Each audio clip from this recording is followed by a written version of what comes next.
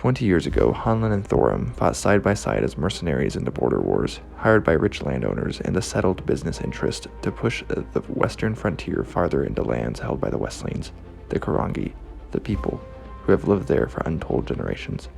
Now the business interests intend to encroach still farther on the territory held by the people.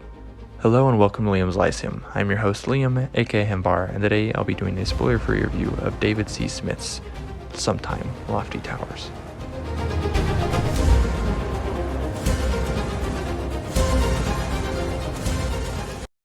Sometime Lofty Towers is a 2021 novel by David C. Smith, who is a veteran of the fantasy genre. He is particularly known for his sword and sorcery.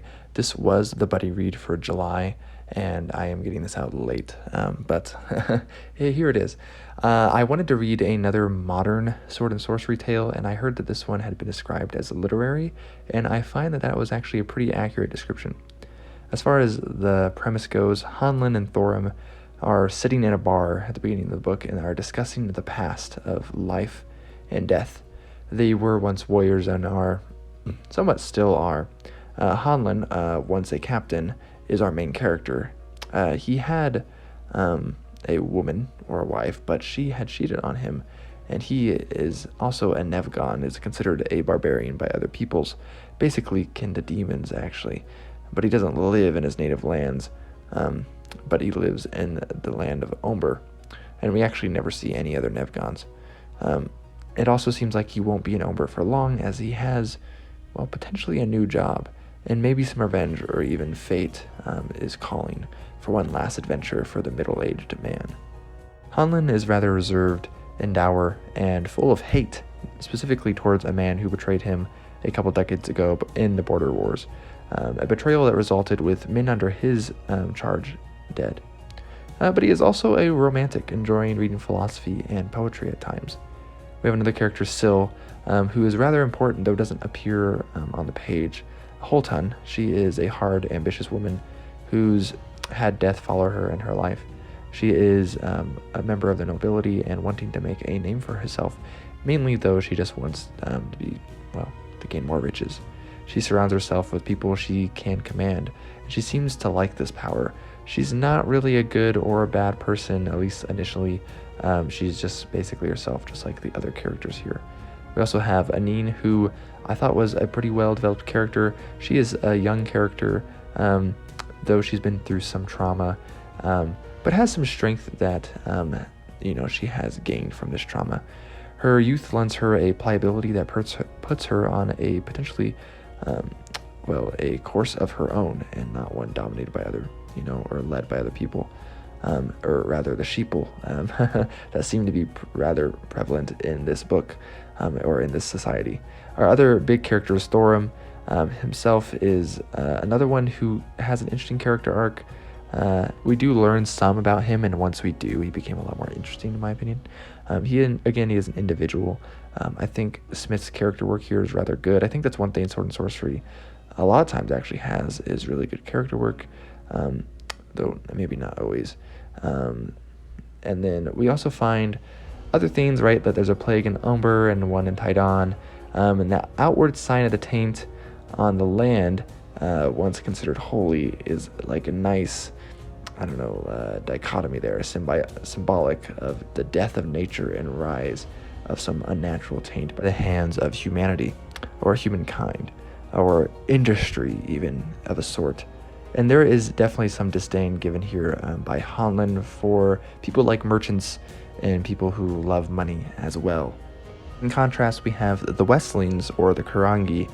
They are extremely important to the story, and they're not the same culture as most other people in the story, and they're not really integrated into that society for the most part either. There are some exceptions, and they're treated terribly, and when they do live in these towns or cities, they're just barely tolerated almost. It's rather gruesome, as we even see clothing made out of Westling skin and feet are taken as trophies.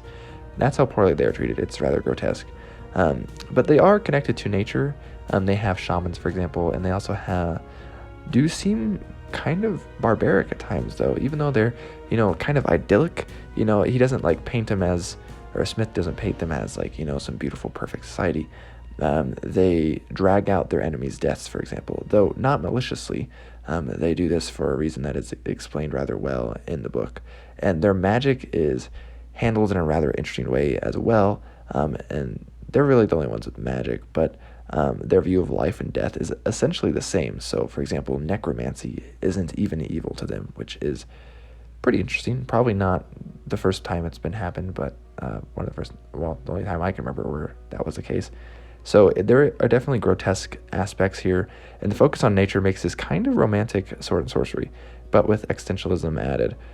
Plus, the magic is generally the white kind, with necromancy being good again, and rather than the typical dark and evil kind that I think is rather typical in sword and sorcery. But Hanlon himself is, he's an individual, right? He has no master. He is he's the master of his own fate, right? That's a pretty typical sword and sorcery character as well. Along those lines, it's not a world-ending story. It's very much a personal story. As well as sword and sorcery elements go, the sword play is freaking fantastic and brutal and gory. It happens swiftly, like in the blink of an eye, it's upon you, and phew, it's quite elegant too. The first time we get combat, I was like, wow, that was awesome. And then beyond that, this is pretty interesting also that it uses Guillemets for the language of the Westlings or the Krangi, which is to say it's in English, so it must be marking that the words themselves are actually not the language everyone else is speaking.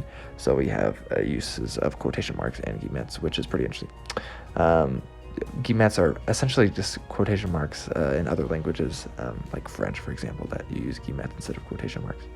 We also have maybe a third-person omniscient view. It doesn't really affect like most things, because most things are focused on the single character, but like there was like a time or two there it seemed like it was third-person omniscient. I do think the atmosphere is handled really well, which I am a sucker for. It really brings you into the world, even though there's not a ton of world building going on. This is not like epic fantasy, it's heroic fantasy. And overall, you do definitely see, especially if you read the bits in the book, this is by Pulp Hero Press, by the way.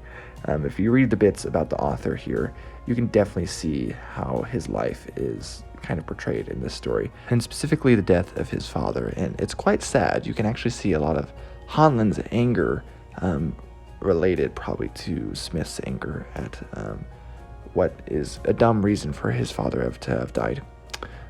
It's quite sad, but also quite telling. So the writing itself is full of pain and sadness. It poses lots of questions. It sometimes gives you some answers, but not in a didactic way. And you really do have to pay attention and basically really get the answers for yourself. Right? Like I felt like I got some answers that he was posing, but other people might have gotten different answers to those questions. So I did notice, actually, I was reading this with the Bookish Gnome, and a couple other people also, but the Bookish Gnome pointed out that it's basically a fantasy western, which is actually a pretty good description of sword and sorcery in general. So overall, this is actually one of my favorite reads of the year. It is standalone, and I have read one more short story by Smith since then, and I am looking forward to reading more. But I'd love to read another literary sword and sorcery as it was from Smith. Anyways, William Beam's Lyceum. Hope you enjoyed. How about you go and read Sometime Lofty Towers if you want to read a modern sword and sorcery story, if that sounds interesting to you. I will catch you next time.